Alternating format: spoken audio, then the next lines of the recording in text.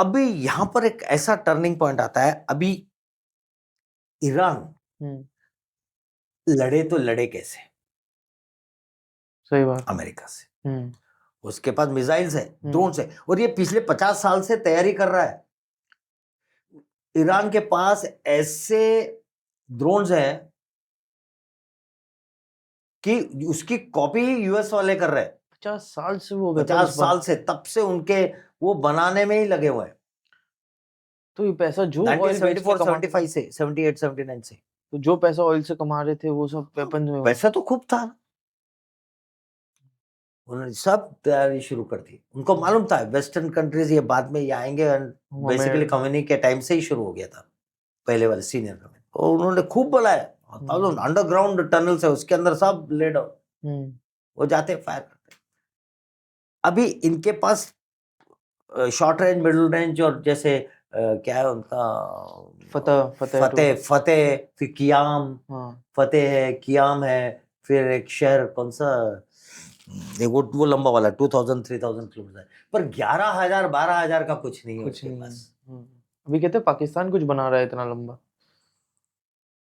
पाकिस्तान तो वो खाने को 2 रोटी मिल जाए वही बहुत है। वो बोलते भी है ना, जब घास खा लेंगे लेकिन ये बनाएंगे, वो बनाएंगे। उनका डॉक्ट्रिन ही अलग है पाकिस्तान का, छोड़ो।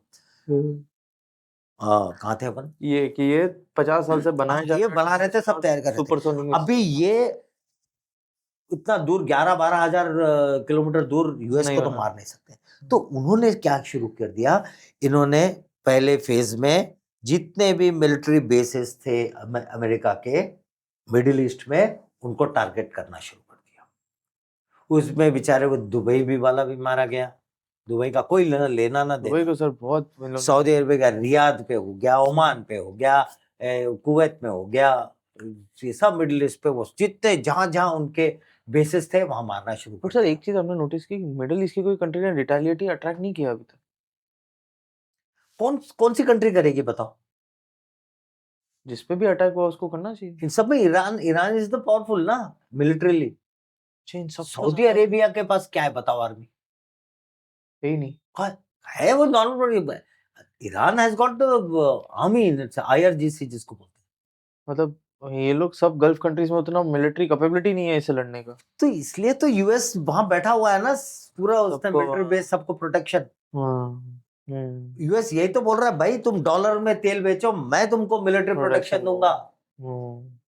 ईरान के खिलाफ क्यों है? ईरान के पास आर्मी है।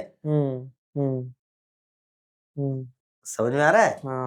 कौन सी कंट्री बेचारी वो रिटेलिएट करेगी? एक इराक कर सकता था। तो इन्होंने क्यों अपने डिफेंस पे, जब तेल तो ये भी बेच रहे थे, इन्होंने क्यों अपने डिफेंस में खर्चा नहीं क्यों किया? उनको वैसी वो देखो, अपनी अपनी सोच है। वो लोग डेवलपमेंट में खर्चा करते थे। उनके आसपास कोई ऐसे दुश्मन नहीं थे ना, थ्रेट ही नहीं था। वहाँ थ्रेट क्या था? अब हमको आर्मी की क्यों जरूरत है? पाकिस्तान बैठा है थ्रेट, हमारे पास चारों तरफ थ्रेट है। चाइना है, पाकिस्तान है, चाइना है, बांग्लादेश है, बस थ्रेट है।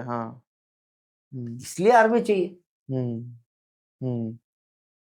उनको मिडिल ईस्ट कंट्रीज को थ्रेट, मिडिल ईस्ट को इतना कहाँ, उनका किससे झगड़ा है बताओ? कौन सा थ्रेट? कुछ भी नहीं। ज्यादा से ज्यादा उनकी लड़ाई होती है शिया सुन्नी के बीच में, लड़ाई हो जाती है तो हो जाती है, और बाकी सारे सुन्नी कंट्रीज है, यही शिया है, वही शिया है, ईरान। वही वो बोलते हैं कि मुस्लिमों ने पहली बार मुस्लिमों पे अटैक किया है, और वो भी रमजान के टाइम पे। एनीवे, तो इन्होंने सारे मिलिट्री बेसिस पे अटैक करना शुरू कर दिया फेज 1 में। अभी ये किया तो अगले फेज में, अभी ऐसे करने से क्या हो जाता है, यूएस पे प्रेशर आने लगेगा ना उसका, फिर उसने सिविलियंस इसके ऊपर अटैक करना शुरू कर दिया। सिविलियन साइट मॉल में किया, दुबई के मॉल में किया, बुर्ज खलीफा के पास किया, बुर्ज खलीफा के पास किया, एयरपोर्ट किया, इसका दोहा में किया, कतर के इसमें, मतलब सारे ऐसे हर जगह सिविलियन को मारने लग गए। अब ये प्रेशर हो गया, ठीक है। अभी ये फेज 2 हो गया सिविलियंस को। Phase 1 American basis, phase 2 civilian attack. अब फेज 3 पे वो क्या कर रहा है? Now here comes straight of Hormuz, उसने उसको चोक कर दिया। तुम्हारी बंद कर लो। असली गला पकड़ता हूँ तुम्हारा। दुनिया का B20% ब्रेंट क्रूड ऑयल वहां से ही जाता है। That is almost 20 million barrels per day. Per day. 20 million barrels per day वो वहां से जाता है। अब उसी को चोक कर दिया, और वहां से जो मिल जाता है तो वो कहाँ कहाँ जाता है? सब जगह जाता है। वो अपने इंडिया, चाइना, ठीक है, India, China, Bangladesh, eastern side के कंट्रीज में जाता है, वेस्टर्न साइड के कंट्रीज में भी जाता है। तो और वो जो 34 किलोमीटर का जो नैरो पैच है उसको उसने चोक कर दिया है। 35 किलोमीटर के नैरो पैच 34 किलोमीटर का वो मैप देखोगे ना तो उसमें 34 किलोमीटर का उसको कर दे। वही हमारा छाबर वो भी है, छाबर क्या पोर्ट, हमारा छाबर पोर्ट हमारा नहीं है, वो ईरान का है। हमने उस पर इंफ्रास्ट्रक्चर डेवलपमेंट किया है। हमने डेवलपमेंट की छाबर वही है जहाँ पर वो जो 34 किलोमीटर्स का जो वो नैरो हुआ है ना, वहीं पर ही, वहीं पे ही है। अभी धीरे धीरे वो प्रेशर बढ़ने लग गया किसके ऊपर? पूरे दुनिया पे प्रेशर पड़ने लग गया। इंडिया का 88% ऑयल या एनर्जी 88% इज एक्सपोर्टेड। 88% हमारा एनर्जी हमसे भी इम्पोर्ट करते हैं। इम्पोर्टेड। और उसपे से 50% भी this thing comes from middle east, यहाँ से जो स्ट्रेट ऑफ हॉर्मुज से पास में है, इजीली पहुंच जाता होगा, सस्ता पड़ता होगा लाने के लिए। और 50% बाकी के 38% कम्स फ्रॉम रशिया, वेनेजुएला, वहां से, लैटिन अमेरिका से। ये है सिनेरियो। अभी ईरान ऐसे एसिमेट्रिक वे से ये उसको अमेरिका के साथ लड़ रहा है। यूएस और इजराइल के वॉर में हम ड्रैग हो गए हैं बेमतलब की। हम ड्रैग नहीं हुए हैं, हम कहीं ड्रैग नहीं हुए। We are neutral to everyone. हमारा न्यूट्रल हमारी सबसे दोस्ती है। और देखो ना, रशिया का से हमारी दोस्ती आई, यूक्रेन से भी हमारी दोस्ती है। रशिया और यूक्रेन लड़ रहे हैं। इजराइल, ईरान, अमेरिका, ईरान लड़ रहे हैं। हमारी दोस्ती इजराइल से भी है, बिल्कुल स्ट्रैटेजिक फ्रेंडशिप है, स्ट्रैटेजिक पार्टनर है हमारा। यूएस भी पार्टनर है। ईरान से भी हमारी दोस्ती है। तो हमारे जो डिप्लोमेटिक रिलेशन है, वन ऑफ इट्स काइंड, अलग ही हर किसी के बीच में बैठते हैं। जो यहाँ पे जो कॉन्सेप्ट होता है ना, दुश्मन का दुश्मन दोस्त या दोस्त का दोस्त दुश्मन, हमारे में ये कॉन्सेप्ट अपने यहाँ बैठता ही नहीं है। समझ में? ये कॉन्सेप्ट अपने यहाँ बैठता ही नहीं। तो ये है अभी तक की कहानी जहां तक लड़ाई का सवाल है। ईरान कहता है अमेरिका ने और इजराइल ने लड़ाई शुरू की, लेकिन खत्म मैं करूंगा, टर्म्स पे मेरे खत्म करूंगा। और राजकुमार का डायलॉग है ना, गोली भी हमारी होगी, जगह भी हमारी होगी, और वो है तो उस टाइप का समथिंग। लड़ाई तुमने छोड़ी, अब खत्म मैं करूंगा।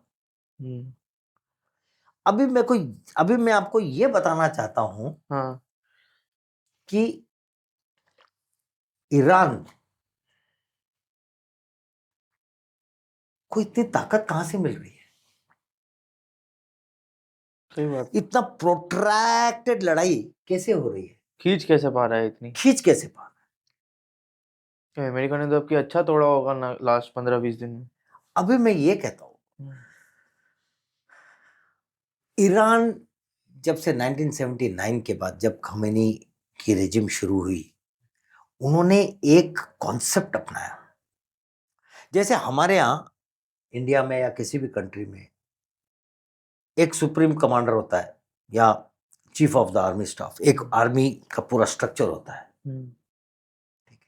एक जैसे अपने इंडियन आर्मी पूरा कुछ स्टेट की आर्मी नहीं होती नहीं, इंडिया। बट ईरान ने क्या किया, उनके 31 प्रोविंसेस है, उनके 31 की आर्मी है, 31 क्या 31 के उनके हेडक्वार्टर्स है, और हर एक के पास सारे रिसोर्सेस है, मिसाइल्स है, ड्रोन्स है, ये फलाना म्यूनिशन खुद है, में सब मतलब कुछ अपने आप में अपना अपना, दे आर सेल्फ सफिशिएंट अपने आप में एक उनकी आर्मीज है 31 आर्मीज। And very well equipped, all 31 provinces. हाँ अनलाइक एनी अदर कंट्री कि चीफ को मारा गया या कमांडर्स मारे गए तो आर्मी मोरल डाउन हो गया एंड गॉन, मतलब नेशन गॉन, कुछ नहीं। ऐसा चक्कर नहीं है। यहाँ पर देखो, जो हुसैनी खोमेनी को जो मारा, कुछ फर्क पड़ा, मारा हो गया, इसका बदला हम जरूर लेंगे, और लड़ाई चल रही है। लड़ाई चल रही। इराक में सद्दाम हुसैन को मारा था, हो गया खत्म, उसके जब कह रहे लड़ाई खत्म हो गई, जैसे ही मारा उसको लड़ाई खत्म, खत्म, खत्म। पूरा कंट्री डाउन हो गया। तो उन्होंने ये सेंट्रलाइज नहीं रखा, उसको डिसेंट्रलाइज करो। तो ये देख के सीखे साथ में, देख के सीखा या बाद में हाँ। क्या? ये खोमेनी के रेजिम में उन्होंने धीरे धीरे शुरू कर दिया था कि we will not keep power at one centralize, we will decentralize. ये तो ऑफलाइन अभी हुआ होगा आफ्टर सद्दाम हुसैन का होने के बाद, उसके बाद।